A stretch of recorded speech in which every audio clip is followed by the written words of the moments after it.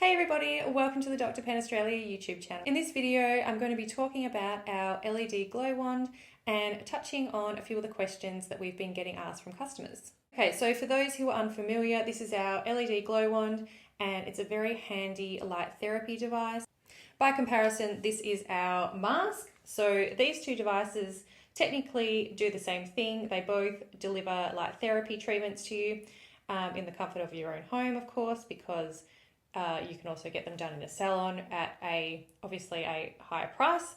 But the difference between the two is this one, you just move around your face and you can just target whatever specific areas you're looking to treat at that time. Whereas this one, as you can see, it's got the neck piece and the full face piece. So you do need to lie down flat and dedicate 20 minutes like that to be using this mask properly. All right, so I'll dive into some of the questions. Recently, we got asked if you need to be using goggles with this device.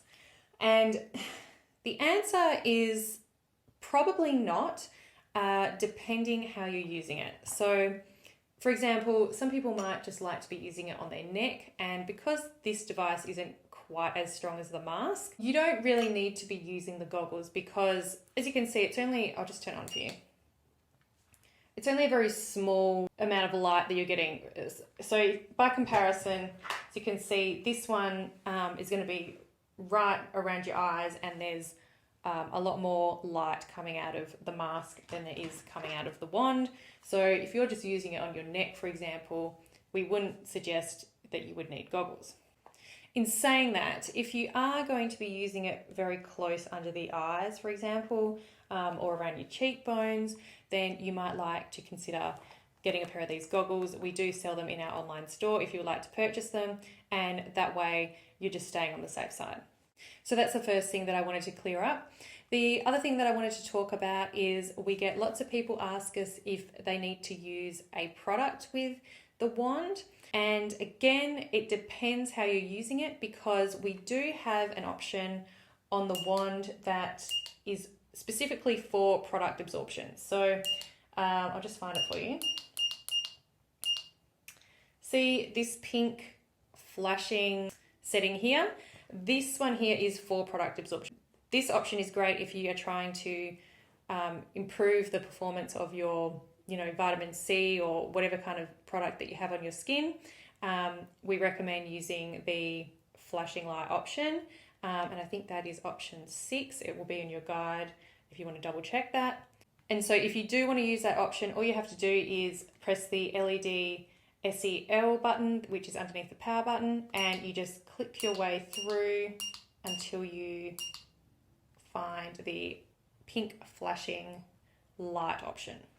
So if you aren't going to be using the wand for product absorption, you don't need to be using any kind of product on your face. We recommend that you will actually just cleanse and dry your skin and then use the wand when your skin is actually clean and you don't have any moisturizers, makeup or serums on, aside from when you're using the pink flashing light option.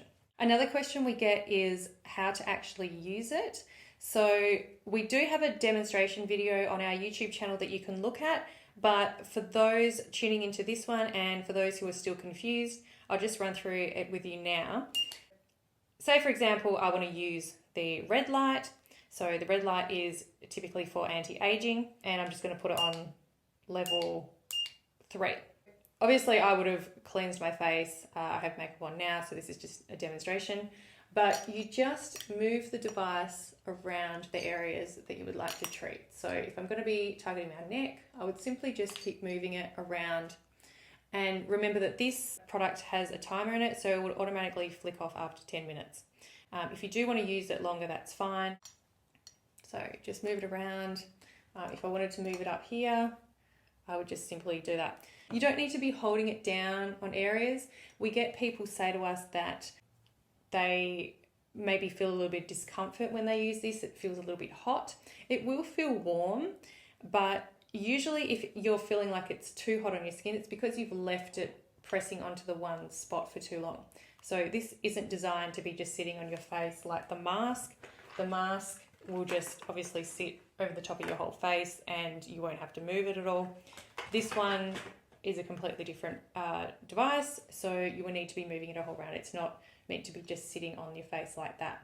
If you do find it's too hot, that's probably what's happening. You're probably lingering a bit too long in the one area, or you have it up too high, and then of course you can turn it down.